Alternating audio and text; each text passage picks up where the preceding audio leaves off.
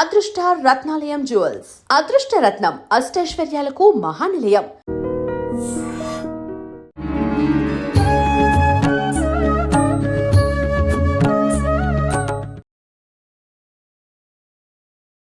నమస్కారం, welcome to I dream. ధర్మ మార్గం విత్ విజిత కార్యక్రమానికి స్వాగతం. ప్రస్తుతం మనతో పాటు ఒక ముఖ్యమైన వ్యక్తి ఉన్నారండి. మంచి అంటే ఒక ఎలా చెప్పాలి అని అంటే ఎంతోమంది గురువులు ఉంటారు, ఎన్నెన్నో విషయాలు చెప్తూ ఉంటారు. ఇప్పుడు చెప్పబోతున్న ఈ గురువు మాటలు వింటే, ఈ గెస్ట్ మాటలు వింటే మీరు ఇంకేమీ ఆలోచించకుండా ఖచ్చితంగా ఆచరించేస్తారు అంతే. అసలు ఆ గురువు ఏం మాట్లాడబోతున్నారు, ఏం చెప్పబోతున్నారు, ఇంతకీ ఆయన ఎవరో మరి ఒకసారి చూసేద్దామా? ఆయన ఎవరో కాదండి, మన చిన్ని శ్రీవారి దాసుడు. మరి మాట్లాడేద్దాం ఇంకా ఆలస్యం చేయకుండా. నమస్తే, నమస్తే అండి. ఎలా ఉన్నారు? బాగున్నారండి. గుర్తున్నానా నేను? ఇదేనండి. ఎవరు నేను? ఎప్పుడు చూసావు నన్ను? ఎక్కడ లాస్ట్ ఎక్కడ కలిసాం మనం? మా గుళ్ళో అవును. ఏ గుడి? మా వెంకటేశ్వర స్వామి గుడి. మీ వెంకటేశ్వర స్వామి గుడా? మనందరిది కాదా? మనందరిది ఆ, వెంకటేశ్వర స్వామి. ఓకే. అయితే నువ్వు ఇంకా మరి ఇక్కడి వరకు వచ్చిన తర్వాత నీతో మాట్లాడించకపోతే నీ అభిమానులు ఉన్నారు కదా, నన్ను ఖచ్చితంగా తిట్టుకుంటారు. అందుకని చెప్పి నేను ఒక విషయం అడుగుదాం అనుకుంటున్నా. వసంత పంచమి రాబోతోంది మనకి మాఘమాసంలో. శ్యామల నవరాత్రుల్లోనే ఒకరోజు సరస్వతి అమ్మవారి పూజ చేసుకునే విశేషమైన రోజు వసంత పంచమి. ఆ రోజున ఏం చేయాలో మీ మాటల ద్వారా వినాలనుకుంటున్నాను.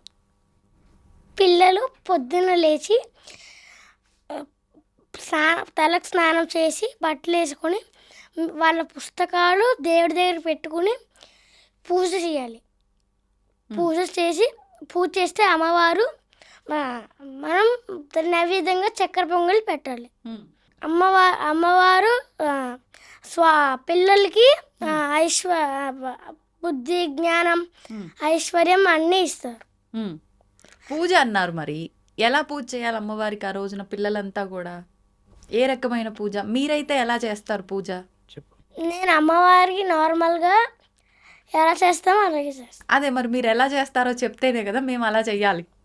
ఎలా చేస్తారు మీరు ఇంట్లో పూజ? ఇంట్లో కానీ స్వామికి ఆలయంలో కానీ దీపారాధన చేస్తారా, లేకపోతే స్వామితో కూర్చొని మాట్లాడతారా, లేకపోతే మీకు ఏం కావాలో అడుగుతారా, ఏంటి? నేను పూజ ఎలా చేస్తానంటే అమ్మవారి దగ్గర కూర్చొని అష్టోత్తరాలు 108 అష్టోత్తరాలు పువ్వులతో పూజ చేస్తాను. చక్కెర పొంగల్ నైవేద్యంగా పెట్టి హారతిస్తాను. నేను అలా చేస్తాను పూజ. ఓకే. అయితే ఇప్పుడు మరి మీకు అష్టోత్తరాలు వచ్చు కాబట్టి మీరు అష్టోత్తరాలతో పువ్వులతో పూజ చేశారు. మరి మిగతా పిల్లలందరికీ ఈ అష్టోత్తరం రాదు కాబట్టి నార్మల్గా యూట్యూబ్లో అష్టోత్తరంకి సంబంధించిన వీడియో పెట్టుకొని వీళ్ళు పూజ చేసుకోవచ్చు అంటారా? చేసుకోవచ్చు, అలా అయినా చేయొచ్చు అంటారు. మరి మీరు చక్కెర పొంగల్ అన్నారు, మా దగ్గర చక్కెర పొంగల్ లేదు, మేము ఇంకేం పెట్టొచ్చు అమ్మవారికి? పరవన్నం, సేమియా పాయసం ఏది ఉంటే అది పెట్టచ్చు. లేదు మా దగ్గర అసలు ఏ పాయసము లేదు, మాకు అసలు చేయటానికి రాదు, అప్పుడు ఏదైనా పండు కానీ ఇంకేదైనా పెట్టచ్చా? పెట్టచ్చు. మరి ఇంతకీ ఈ రోజున సరస్వతి అమ్మవారికి పూజ ఎందుకు చెయ్యాలి? ఏంటి ఆ రోజు? ఆ రోజు సరస్వతి అమ్మవారు పుట్టినరోజు. ఓ, అమ్మవారి బర్త్డేనా? పిల్లలందరూ మరి అమ్మవారి బర్త్డే సెలబ్రేట్ చేయడమే ఇంకా పూజ చేయడం అంటే, అంతే కదా? ఇప్పుడు బుద్ధి, జ్ఞానము అన్నీ పిల్లలకి వస్తాయి పూజ చేయటం వల్ల అన్నారు. పుస్తకాలన్నీ పూజలో పెట్టుకుంటే మంచి చదువు వస్తుంది అన్నారు. సరే, బాగుంది. పిల్లల వరకు వచ్చేసరికి ఈ విషయం అంతా కూడా. మరి పెద్దవాళ్ళు కూడా చేయొచ్చా ఈ రోజున పూజ? పిల్లలు చేస్తారు, పెద్దవాళ్ళు కూడా చేయొచ్చు. మరి పిల్లలకంటే చదువు వస్తుంది, పెద్దవాళ్ళకి ఏం వస్తుంది పూజ చేస్తే? పెద్దవాళ్ళకి ఆరోగ్యం వస్తుంది, ఐశ్వర్యం వస్తుంది. ఎలాగూ అంటే అమ్మవారి ఆరాధన అంటే బుద్ధి, జ్ఞానం అని అన్నారు కాబట్టి వస్తుందని. పెద్దవాళ్ళు కూడా బుద్ధి, జ్ఞానం లేని వాళ్ళు చాలామంది ఉన్నారు, వాళ్ళకు కూడా వచ్చే అవకాశం ఉంటుంది, అంతే కదా? మరి ఇప్పుడు కొంతమంది చిన్న చిన్న పిల్లలకి, అసలు స్కూల్కే వెళ్ళని పిల్లలకి ఈ రోజున అక్షరాభ్యాసం కూడా చేయిస్తారట. ఇది నిజమేనా? మీరు విన్నారా? చేయిస్తారు. అయితే ఇప్పుడు ఈ రోజున చాలామంది చిన్నపిల్లలకి అక్షరాభ్యాసం చేయించాలని చెప్పి అంటూ ఉంటారు. మీరు ఇది విన్నారా? ఎందుకు చేయించాలో మీకేమైనా తెలుసా? ఆ రోజు సరస్వతి దేవి పుట్టినరోజు ఆవిడ మన బర్త్డే నాడు ఎంత హ్యాపీగా ఉంటామో అంత హ్యాపీగా ఆ సరస్వతి అమ్మవారు ఉంటారు. కాబట్టి మనం ఏడితే ఆవిడ ఇస్తారు. ఆ పూజ అక్షరాభ్యాసం ఆ రోజు చేసి చదువు రాని వాళ్ళకి మంచి చదువు ఇస్తారు, జ్ఞానం బుద్ధి. ఓ అంటే కొత్త ఆవిడ బర్త్డే కాబట్టి ఆవిడ చాలా సంతోషంగా ఉంటారు కాబట్టి మనం అడిగిందల్లా ఇస్తారు. అందుకని కొత్తగా మనం పిల్లల్ని స్కూల్కి పంపించాలన్నా అక్కడ ఆ రోజున అక్షరాభ్యాసము లేదు చదువు రాని పిల్లలకైనా కూడా పూజ చేయిస్తే మంచి విద్యను ప్రసాదిస్తారని అంటారు మొత్తానికి మీరు, అంతేనా? చాలా సంతోషం. మీరు ఇంత చక్కగా చెప్పిన తర్వాత ఎందుకు చేయించరండి, అందరూ చేయిస్తారు. మరి ఇక నాన్నగారితో మాట్లాడదామా మిగతా విషయాలు? అమ్మా చెప్పండి. వసంత పంచమి రోజు మన చిన్ని శ్రీవారిదాసుడు గారు కొన్ని విషయాలు అయితే చెప్పారు. మరి మిగతా విషయాలు మీరు చెప్పండి. వాడికి ఉన్న జ్ఞానంతో వాడు అలా మేము మాట్లాడుకున్నది విని వాడు చెప్పింది ఇంచుమించుగా వాడి తాతకి తగ్గట్టు బాగానే చెప్పాడు. ఆ రోజు వాస్తవానికి అంటే చాలామందికి తెలీదు. అవును. తను చెప్పినట్టే ఆ రోజు సరస్వతీదేవి యొక్క జన్మదిన తిథి, ఆ రోజు పంచమి. అయితే విశేషంగా ఆ శ్రీ పంచమి అని కూడా అంటారు, వసంత పంచమి.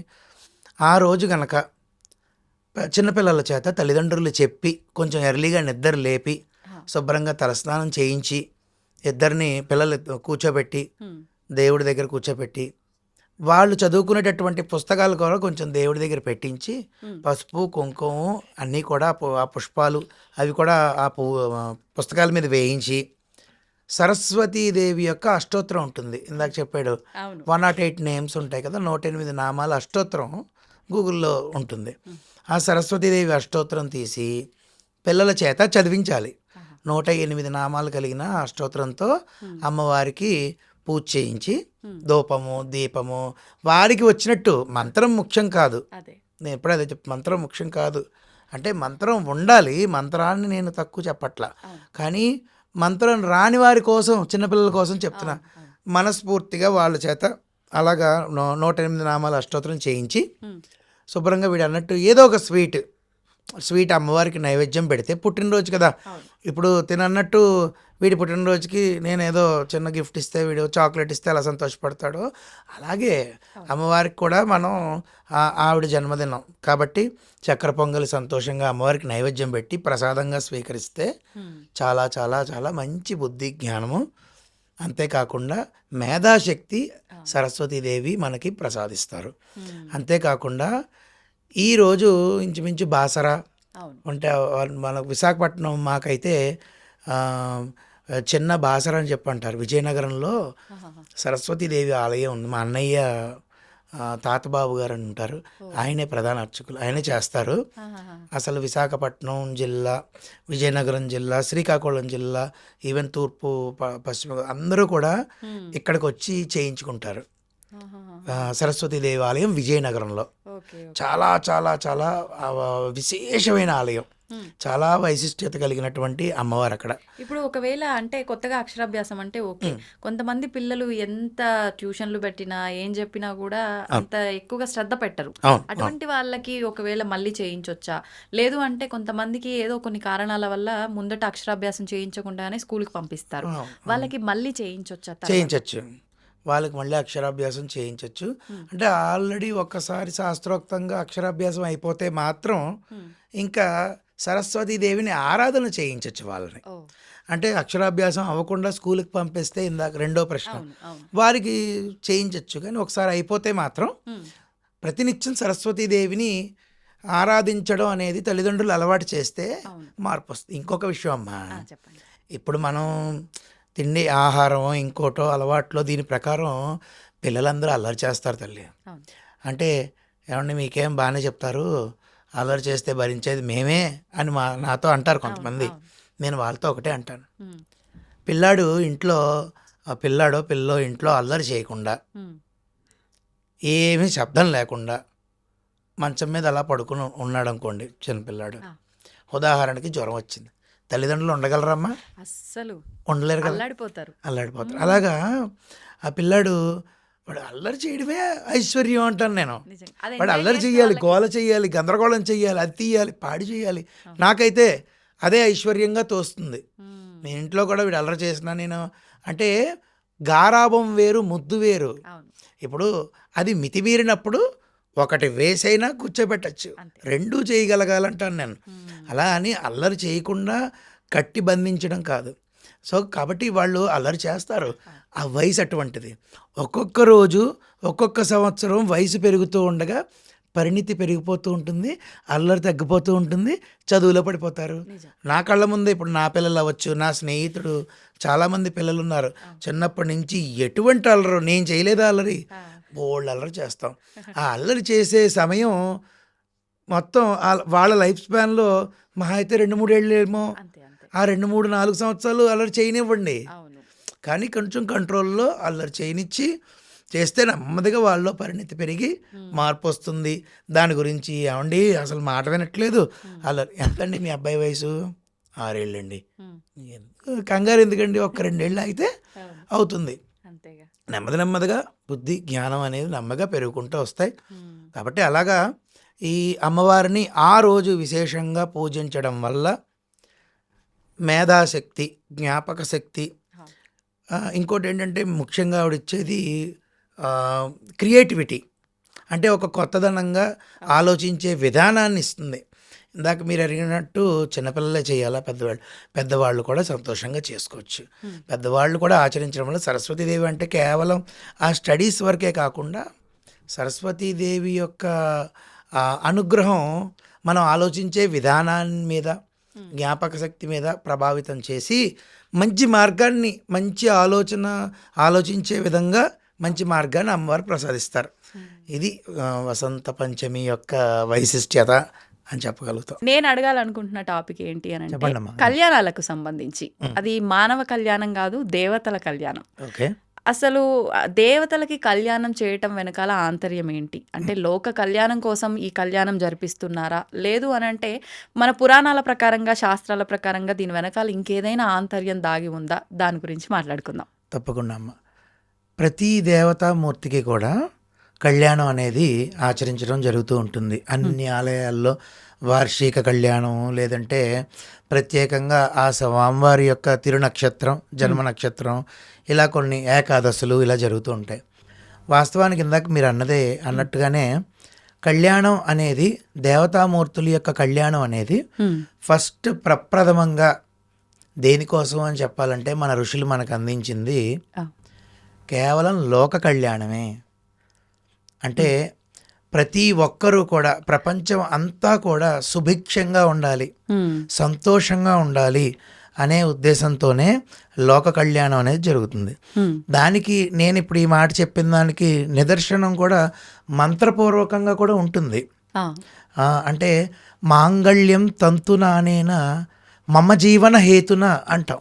అంటే మన వివాహాల్లో మాంగళ్యం తంతునానేన లోకరక్షణ హేతున అనే మంత్రాన్ని అక్కడ ఉపయోగిస్తాం. స్వామి కళ్యాణ సమయంలో జగద్రక్షణ హేతున, జగత్తంతా రక్షింపబడాలి, లోకం అంతా రక్షింపబడాలి అని చెప్పేసి ఆ మంత్రం అక్కడ మనకి అర్థమైపోతున్నది. లోక కళ్యాణార్థమయ్యి ఈ యొక్క స్వామివారి అమ్మవారి యొక్క కళ్యాణాలు ఆచరిస్తూ ఉంటాము అని చెప్పి. అసలు కళ్యాణం గురించి మనం మాట్లాడుకుంటున్నాం కాబట్టి కొంతమంది కన్యాదానం చేయడానికి చాలా చాలా ఉత్సుకత చూపిస్తారు. ఎందుకంటే కన్యాదానం చేస్తే వచ్చే ఫలితం అంతా ఇంత కాదు. అందుకని అంటే ఇప్పుడు నాకు ఇద్దరు కూడా అబ్బాయిలే ఉన్నారు ఉదాహరణకి అనుకోండి. అప్పుడు నేను అమ్మాయిని కన్యాదానం చేయలేకపోతే మా అన్నయ్య కూతురునో మా తమ్ముడు కూతురునో వివాహం అయినప్పుడు ఒరే నేను కన్యాదానం చేస్తాను రా పెళ్లిలో అని అడుగుతూ ఉంటాం. ఎందుకంటే ఆ విలువ తెలిసిన వాళ్ళకి అర్థమైపోతుంది నేను చెప్పింది. కన్యాదానం చేస్తూ ఉంటారు. అలాగా అటువంటి పరిస్థితులు వచ్చినప్పుడు కూడా వాళ్ళకి కూడా, అంటే ఆడపిల్లలు ఒకవేళ లేని పక్షంలో కన్యాదాన ఫలితం రావాలి అంటే ఏ ఆలయంలోనైనా ఎప్పుడు కళ్యాణం చేస్తారో కనుక్కొని దేవతామూర్తులు కళ్యాణం చేయించుకోవచ్చు. అంటే ఇప్పుడు ఆ కళ్యాణం జరుగుతున్న సమయాల్లోనే, లేదంటే లోక కళ్యాణార్థమే కావచ్చు, ఇంట్లో క్షేమం కోసమే కావచ్చు, ప్రత్యేకించి మనం ఒక రోజున చేయించుకునే అవకాశం కూడా సంతోషంగా ఆ ఆలయంలో వాళ్ళని మనం ఒకసారి కనుక్కొని, అయ్యా మేము ఇలాగా పలానా ఇవాళ మా వివాహ వార్షికోత్సవం ఎల్లుండ, మాకు ఆ రోజు మా ఇంట్లో కళ్యాణం చెయ్యాలి అని చెప్పి అడిగితే వాళ్ళు కూడా వచ్చి అర్చక స్వాములు పౌరోహిత్యం చేసే మన వాళ్ళందరూ వచ్చి చేస్తారు. అలాగే కాకుండా దేవతామూర్తుల కళ్యాణం అంటే విశేషంగా ఆలయంలో జరిగినప్పుడు మనం అక్కడ పార్టిసిపేట్ చేయొచ్చు. ఆ కళ్యాణం చేయడం వల్ల కూర్చుని మనము దంపతులు కూర్చుని పెరుమాళ్ళు శ్రీభూ సమేత వెంకటేశ్వరుడి కళ్యాణం ఉంది. ఆ కళ్యాణం చేయడం వల్ల ఏమవుతుందంటే అప్పుడు కూర్చున్న దంపతులు ఎవరైతే ఉండి కళ్యాణం ఆచరిస్తారో వాళ్ళు స్వయంగా శ్రీదేవికి భూదేవికి తల్లిదండ్రులతో సమానం. అప్పుడు వెంకటేశ్వర స్వామి వారు అల్లుడు గారు అవుతారు. వీళ్ళిద్దరినీ స్వామివారికి కన్యాదానం చేస్తారనమాట. ఆ యజమానులు కూర్చున్న యజమానులకి అప్పుడు కన్యాదాన ఫలితం వస్తుంది.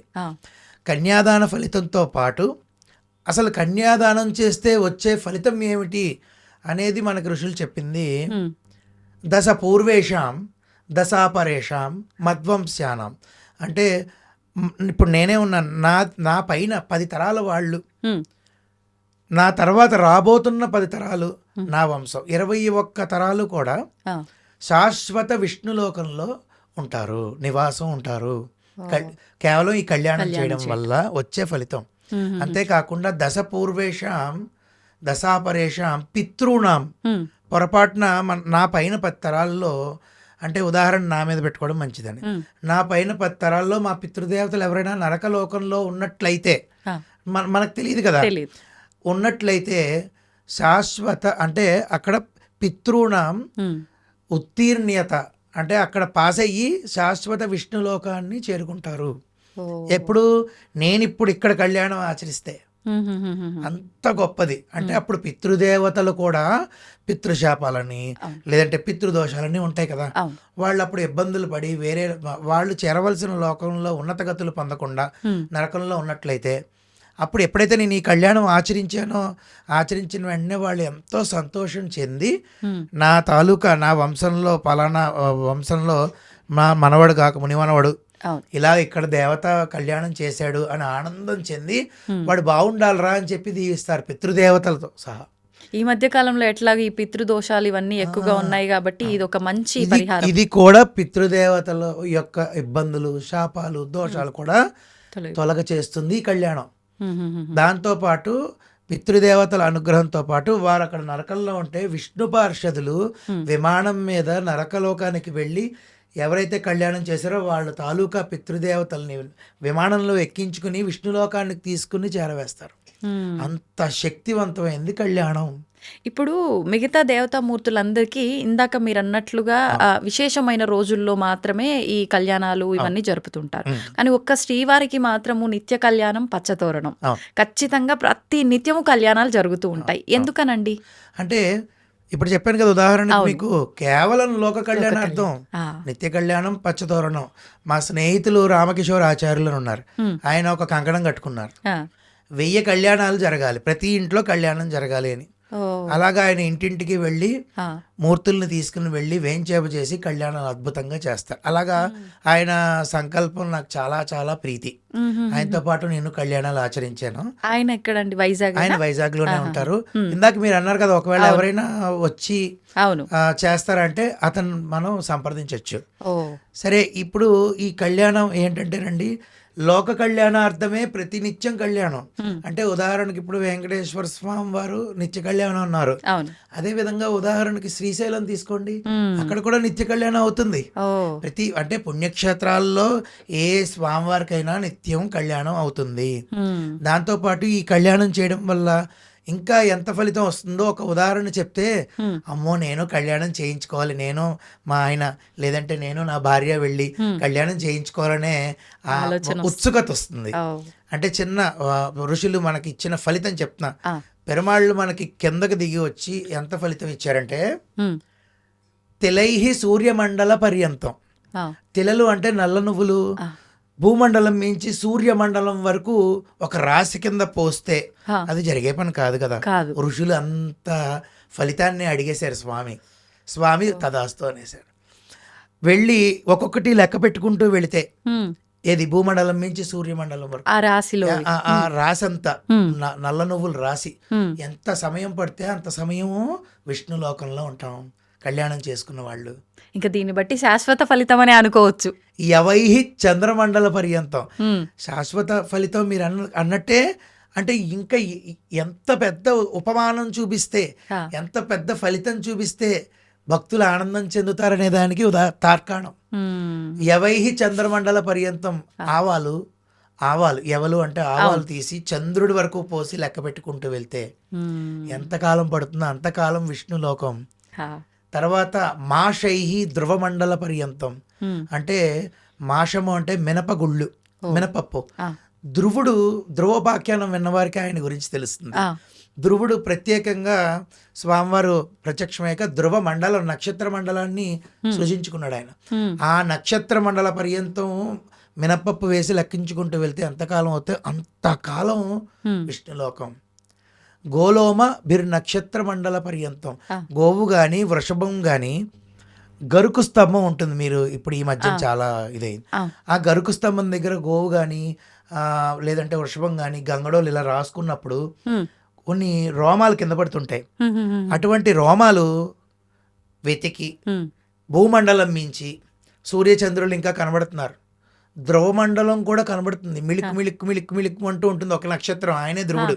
ఓహోహోహో. ఈ నక్షత్రం ఆయన కన్నా దూరంగా ఉన్నటువంటి నక్షత్రాలు ఎంతెంత కనబడతాయి చూసారా. అవును. నక్షత్ర మండల పర్యంతం ఈ రోమాలు వేసంట ఉమ్, అలా కింద పడినవి వెతికి మొత్తం అన్ని సంపాదించి ఒక్కొక్క రోమం లెక్క పెట్టుకుంటూ వెళ్తే ఎంతకాలం పడుతుందో అంతకాలం విష్ణులోకంలో మనం ఉంటాం.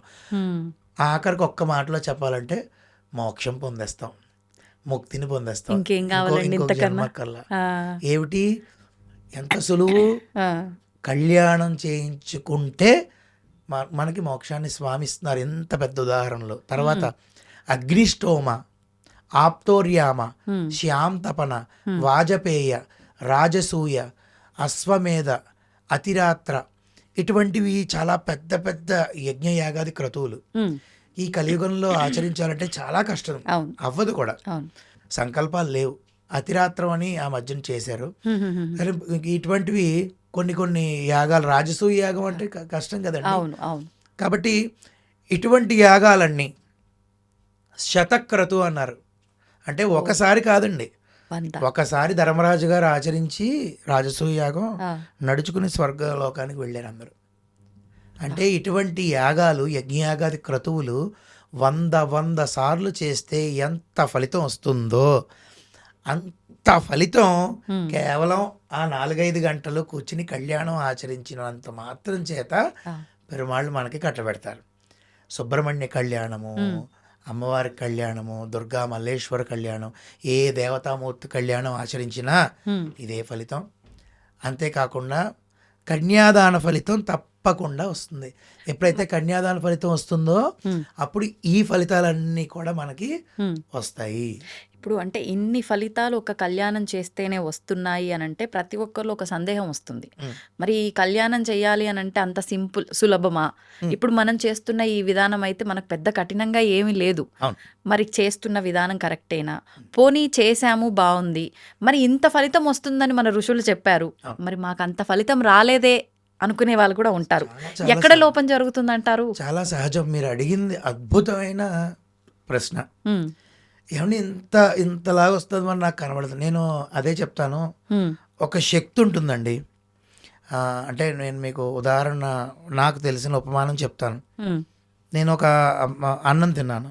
అన్నం తిన్న తర్వాత అది నాకు జీర్ణ వ్యవస్థలో జీర్ణం అయ్యి ఉమ్, ఆ అన్నం రక్తంగా మారింది. ఆ, ఆ రక్తం ఒక శక్తిగా ప్రసరణ అయ్యి నేను మీతో మాట్లాడిస్తున్నాను.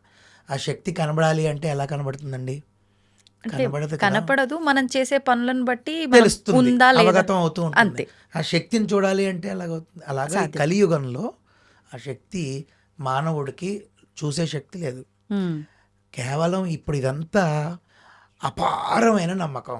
ఆ, ఆ నమ్మకం ఉండి ఆచరించామా ఉమ్, తప్పకుండా కళ్యాణం చేసినందుకు ఆ ఫలితం వచ్చి తీరుతుంది. ఇది సత్యం సత్యం పునఃసత్యం. ఉమ్, తర్వాత కళ్యాణం ఇంట్లో చేయించుకోవాలి అనుకుంటే ఖర్చు అవ్వచ్చేమో అవును, కొంచెం. అవును. అదేవిధంగా నేను ఇందాక మొదట్లో ప్రస్తావన చేశాను, కొన్ని ఆలయాల్లో పలానా నెలలోనో పలానా రోజు కళ్యాణం అవుతాయి తెలుస్తుంది, అవును. కనుక్కుంటాం. కనుక్కుంటే అప్పుడు ఆ కళ్యాణం జరిగేటప్పుడు అక్కడ పేరు నమోదు చేయించుకుని ఎంతో ఉండదు. ఉమ్, ఉదాహరణకి నా ఆలయం గురించి, వేరే ఆలయం గురించి ఎందుకని చెప్తున్నాను. నా ఆలయంలో నేను సేవగా చేసే స్వామివారి ఆలయంలో 350 రూపాయలే కళ్యాణం.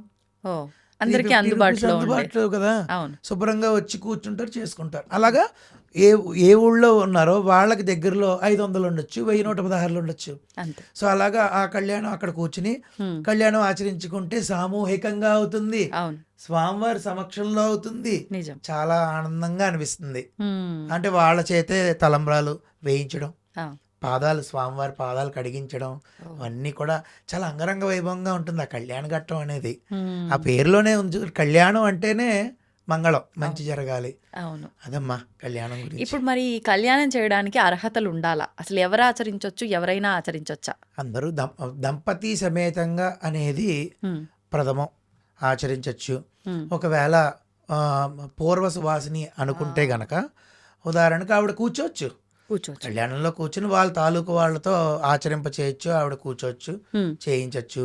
వివాహం కాని వధూవరులు కూడా ఈ కళ్యాణాన్ని ఆచరించుకోవచ్చు. ఉమ్, వాళ్ళు ఆచరిస్తే తొందరగా కళ్యాణం అయ్యి మంచి అన్యోన్యత కలిగినటువంటి వధూవరులు మళ్ళీ వాళ్ళకు వస్తారు అనే ఉద్దేశంతో ఉమ్, ఉంటుంది. తర్వాత మనం ఏదైతే అక్కడ స్వామివారికి అమ్మవార్లకి పెడుతూ ఉంటాం, అవును. జీలకర్ర బెల్లం ఉంది కదా, ఉమ్, అది తర్వాత తీసేసినప్పుడు ఎప్పుడు తీస్తారో కనుక్కుని ఉమ్, ఆ జీలకర్ర బెల్లం కూడా ఒక చిన్న ప్రసాదం కింద ఉమ్, మేమైతే మా ఆలయంలో పెరుమాళ్ళు ఎదురుగుండా కొంచెం పక్కకి మోకాళ్ళు వేసి మోకాళ్ళు నీల్ డౌన్ చేయించి ఆ, అక్కడ మోకాళ్ళు వేసి కూర్చుంటారు భక్తులు. ఉమ్, ఉమ్, వస్తే నేనే నా స్వహస్తాలతో నేనే ఎంత ప్రసాదం వాళ్ళు ఆ నోరు తెరిచి అంటే నేను వేసేస్తాను. ఓహో. సంతానం కావాల్సిన వాళ్ళకి సంతానము, ఆ, వివాహం కావాల్సిన వాళ్ళకి వివాహం. అదొక విశేషమైన ప్రసాదం ఉమ్, జీలకర్ర బెల్లం. ఆహాహా. ఈ విధంగా చాలామంది దానికి రుజువులు కూడా మనకు ఉన్నాయి. అవును. అంటే స్వామివారికి మనం ఏమి బాండ్ పేపర్ అడగలేం కదా. ఆ నమ్మకం నమ్మకమే. ఉండి ఆయన పట్టుకున్నావా అంతే. ఆయన వదలడు. అవును. ఒకవేళ సంబంధం వచ్చింది కుదరలేదు, ఉమ్, సంతానం అయ్యింది, ఏదో ఇబ్బంది అయ్యి తొలగిపోయింది అంటే యాజ్ యూజువల్ పాజిటివ్గా అంటే ఆ సంబంధంతో మనకు వివాహం అయితే రేపొద్దున ఏమైనా ఇబ్బంది వచ్చిందని పెరుమాళ్ళు ఆపారు ఉమ్, అనుకోవడమే. అంతే. అంటే ప్రతిదీ మనం పాజిటివ్ గానే తీసుకోవాలి. తర్వాత మరి ఎవరు మనకి సెట్ అవుతారో అద్భుతమైన మనసు కలిగిన వాడిని తీసుకొచ్చి కట్టబెడతారు ఆయనే. ఉమ్, ఏం కంగారు పడక్కర్లేదు. అంతే. నిజంగానే మీరు అన్నట్టు నమ్మకం అయితే అపనమ్మకం చాలా మందిలో ఉంటుంది, కానీ నమ్మకం ఉండాలి. ఎందుకు ఉండాలి అంటే నా అభిప్రాయము, సాధ్యం కానివి కూడా సాధ్యం చేస్తున్నాము, అవుతున్నాయి అని అంటే ఆయన కనుసన్నల్లోనే ఇది జరుగుతుంది. ఇంకా ఆయన లేడు అనేది మనం అపనమ్మకం పెట్టుకోవడం వృధా అసలు. అసలు ఆ నమ్మకం అనేది ఎంత దూరమైనా తీసుకెళ్ళిపోతుంది. అవును. అసలు నమ్మారా స్వామిని, నమ్మడం ముఖ్యం అండి. అంతే. ఆయన నమ్మి ఆయన ఉన్నాడు అని ఆ స్వామివారిని ఎప్పుడైతే నమ్మారో ఆ నమ్మకం తీసుకెళ్ళి ఒక శక్తివంతమైన ఉన్నత స్థాయిలో నిలబెడుతుంది. ఉమ్, ఆ నమ్మకం నన్ను నమ్మేడ్రా వాడిని నేను చూసుకుని తీరుతాను, అంతే. ఒక రక్షణ కవచంలో వాడిని కాపాడుతాను. ఉమ్, ఆయన ఏమో మనకు కనబడక్కర్లా, ఆ, ఏదో ఒక రూపంలో మన చుట్టూ ఉంటాడు స్వామి. ఉమ్, పంచభూతాల రూపంలో ఉంటాడు, ఆ, నవగ్రహాల రూపంలో, ఏదో ఒక రూపంలో ఉంటాడు. ఉమ్, నేను అంత దూరం నుంచి ఇంత దూరం వచ్చాను అంటే ఆయన కను నన్ను చూస్తేనే నేను రాగలుగుతాను. అంతే. మీరైనా అంతే, నేను గొప్పని కాదు, ఎవరైనా అంతే. ఉమ్, ఆయన యొక్క దృక్కులు మన మీద ఉంటేనే మనం చేయగలం. ఉమ్, అంత కార్ డ్రైవ్ చేసుకుని వస్తాం, ఎన్ని కార్లు, అన్ని లారీలు, అన్ని బస్సులు, ఎన్నో కళ్ళ ముందు ఎన్నో యాక్సిడెంట్లు జరుగుతూ ఉంటాయి. అవును. అంటే అవన్నీ అధిగమించి మనం రాగలిగాం, ఒక డెస్టినేషన్ చేరుకోగలిగాం అంటే అది ఆయన ఫస్ట్ ఉన్నాడు. ఇక్కడ ఉన్న నమ్మకం. అంతే. ఆయన ఉన్నాడు రా, ఆయన వాడు చూసుకుంటాడు, అంతే. ఆయన నమ్మకమే. ఉమ్, అదే మీరు అన్నట్టు ఇందాక, అదే చాలా మందిలో లోపం. అవును. ఒక తల్లిదండ్రులు ఉన్నారనుకోండి, పిల్లలు చేయమన్నారు అనుకోండి, ఉమ్, యాంత్రికంగా ఒక మిషనరీగా చేసేసి పూజ ఉమ్, వెళ్ళిపోతాం. అంటే దాని లోపల ఏంటి, అవును. ఫస్ట్ నమ్మకం అనేది లేకపోవడం అవ్వచ్చు, ఉమ్, దృష్టి లేకపోవడం అవ్వచ్చు, రెండిట్లో ఏదైనా అవ్వచ్చు. ఉండాల్సింది ముందు దృష్టి. దృష్టి ఉండి మనం తద్వారా focus నమ్మకం పెడితేనే- వచ్చేస్తుంది. అంతే అండి. అది దృష్టి పెట్టగలిగితే మాత్రం నమ్మితే, మా అమ్మ నాన్న చెప్పారు నాకు నేను ఇలా చెయ్యాలి ఉమ్, అని కనుక ఆ పిల్లాడో ఆ అమ్మాయో చేయగలిగితే స్వామి అలా పట్టుకుని వదలరు. ఎంతమంది నాకు తెలుసో అదే. ఎంతమంది ఇప్పుడు నాకు యూట్యూబ్లో చూసిన తర్వాత ఆలయంకి వచ్చి నాతో ఒక ఆవిడ మనం చెప్పిందేను సో అమ్మవారితో మాట్లాడుకుంటానండి ప్రతిరోజు మాట్లాడతానండి.